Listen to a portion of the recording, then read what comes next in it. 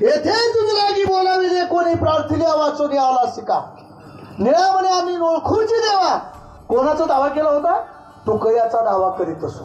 निळोबाराने तुकोबारांना बोलावलं, माघारी या, मला तुमची गरज आहे. त्यावेळेस तुकोबराय आले. नंतर दुसऱ्या वेळेस आले संत जगणारे मूठ माती देण्यासाठी माघारी आले महाराज. आणि तिसऱ्या वेळेस आले ते कशासाठी आले सांगून जाईल महाराज. रोज भागीरथीला कीर्तन ऐकाय मिळायचं. त्यांची मुलगी भागीरथी कीर्तन ऐकाय मिळायचं. कोण सांगायचं कीर्तन? लग्न झालं होतं. देहूतून एक स्त्री भाजी विकण्यासाठी भागीरथीच्या गावाला जायची. आज तुकोबरायांनी कीर्तनामध्ये हे सांगितलं, उद्या कीर्तनात हे सांगितलं, परवा कीर्तनात हे सांगितलं. आणि हे सांगितलं असं ऐकत ऐकत भागीरथीला आनंद वाटायचा. आनंद वाटायचा का? आपल्या बापाचं कीर्तन कोणाच्याही मुखातून आपल्याला काय मिळतंय, आनंदच वाटणार का? आनंद वाटणार नाही. बघा, तुम्हाला असं वाटत असेल की एखादीशी एखादी व्यक्ती गेली परत का माघारी येते का? येते महाराज. नाथरायांच्या घरी जाऊन विचारा, चौकशी करा. तिथं नाथरायांनी स्वतःचे पितर खाली बोलवले होते. तसं भागीरथीला एक दिवस कीर्तन ऐकायला मिळालं नाही, 2 दिवस कीर्तन ऐकायला मिळालं नाही. काय झालं? आणि शेवटी 4-2 दिवसांनी ती भाजीवाली आली आणि तिने सांगितलं. काय सांगितलं? तुकोबराय या मृत्यू लोकात नाही, काय कीर्तन ऐकणार? असं म्हटल्यानंतर भागीरथीला वाईट वाटलं आणि मग भागीरथीने टाहो पडला.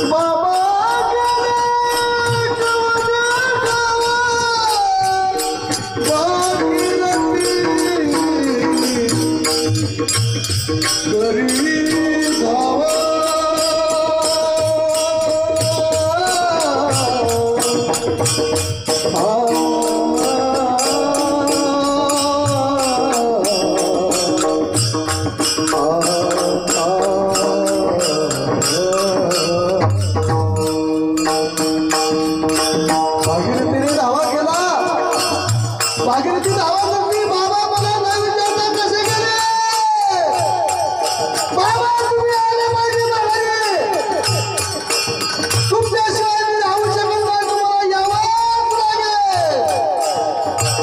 टावा फोडला आमच्या भागीरथीने, टावा फोडला. बापाचं काळीज काय असतं? महाराज तुकोबराय आले भागीरथीची भेट घेतली. अगं मला भूक लागली, काहीतरी कर. आणि मग भागीरथीने खीर करावी. खीर केली, पण घरामध्ये दूध नाही. घरामध्ये दूध नाही. भागीरथीने सांगितलं तुकोबरायला, बाबा तुम्ही आलात ना, थोडी खीर खाऊन जावा. पण बाबा घरामध्ये खीर तयार आहे, पण त्याच्यामध्ये दूध नाही. हो, मी जाऊन दूध घेऊन येते. अगं कशाला जातेस तिकडं? थांब, मी दूध आणतो, मला काहीतरी भांड दे. भांड दे म्हटल्यानंतर महाराज भागीरथीने भांड द्यावं आणि भांड घेऊन महादेवाच्या मंदिरामध्ये आमचे श्रीमंत तुकोबराय गेले. आणि त्या ठिकाणी नंदी होता. नंदी वेलेश्वराची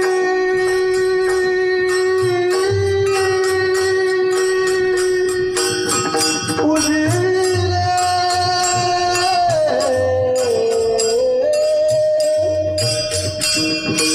वेलेश्वराची पूजिले.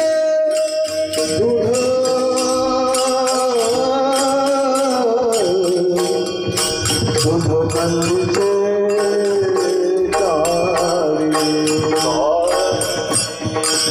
दूध काढलं आणि भागीरथीला सांगितलं, बघ दूध.